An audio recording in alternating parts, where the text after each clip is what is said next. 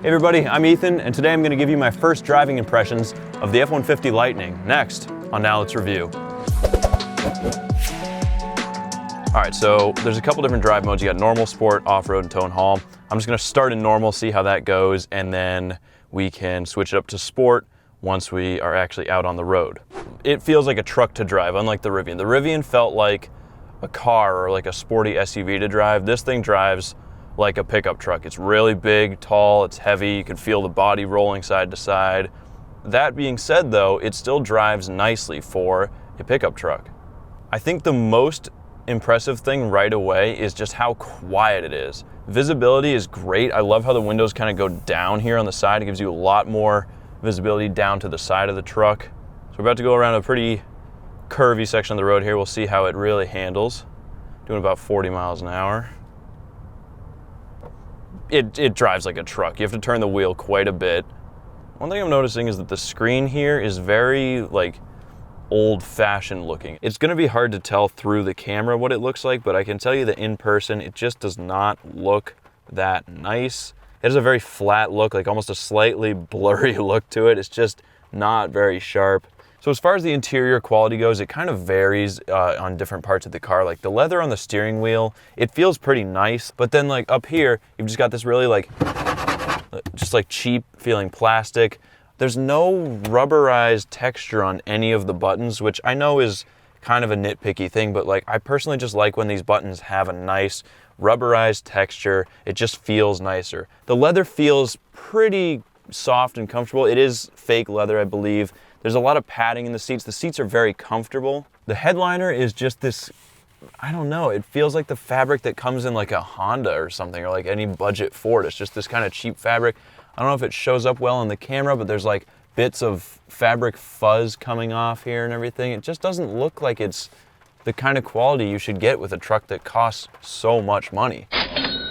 One of the most infamous parts of the Ford electric car interiors is this weird vertical screen with this strange knob here that like is so unnecessary. I feel like this could have been below the screen or something, and also it just feels so cheap. Like, I don't know if that sound shows up, but like it feels really cheap and plasticky, and it's just like a lot of the buttons also feel like that. A lot of the buttons just feel really cheap. While we're at this red light, we're gonna put it in sport mode here. That changed the gauge cluster a little bit. All right, ready? That was not full throttle, but it still pulls pretty well. Had a little bit of tire squealing off of that red light. Let's see how merging is on the highway. Should be pretty easy with a truck that's powerful.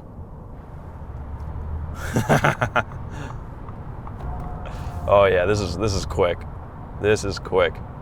Blue Cruise is on. Blue Cruise is Ford's autopilot, not touching the steering wheel or the throttle or the brake.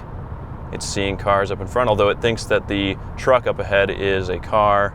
Again, this is a very rudimentary screen, like it doesn't really look that good. Now I'm approaching this truck in front of me and the car is starting to slow down, so that's good. It notices that we're about to hit it if it kept going at that speed, so it's slowing us down. I've been able to go quite a long time without having to touch the steering wheel.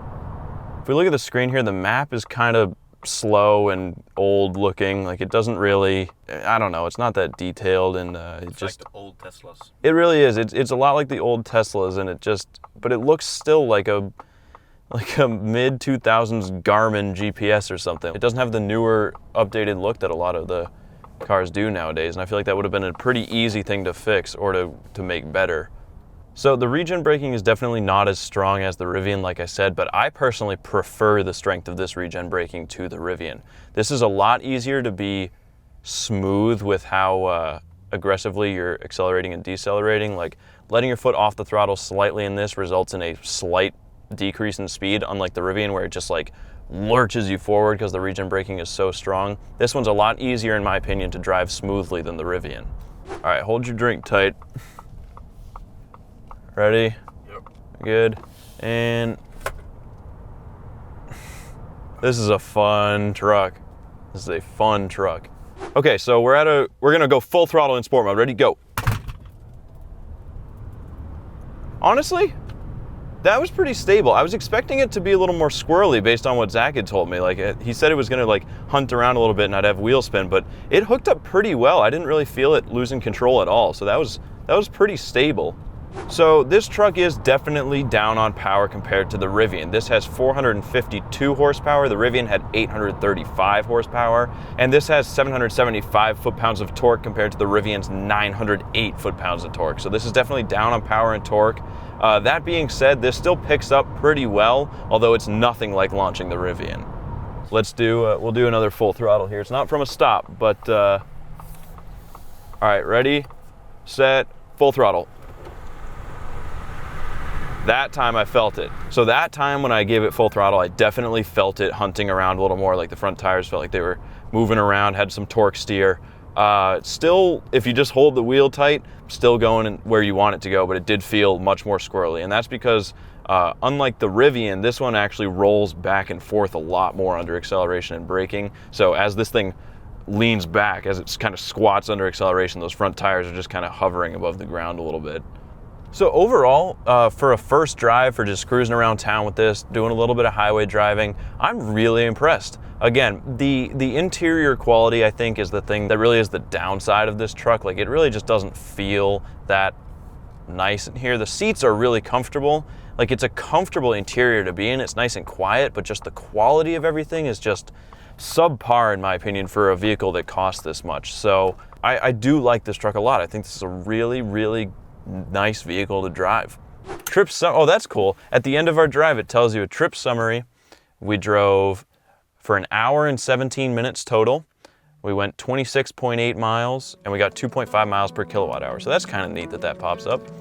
All right, well, that wraps it up for my first impressions of the F-150 Lightning. So hopefully you found that at least a little bit insightful. I had a great time filming this, and there will be plenty more content to come with the F-150. My full in-depth review will be coming soon, so make sure you subscribe so you don't miss that. Also, there's plenty of other reviews and more fun videos on the way, so if you're interested in any of that, again, make sure you subscribe and hit the like button if you enjoyed this video, and if you want to see me do some other fun stuff with the F-150. Leave a comment down below too, letting me know what you want to see me do with the F-150, and hopefully Zach will actually, let me do some fun stuff with this truck. So thank you so much for watching. I'll see you next time. Now let's review.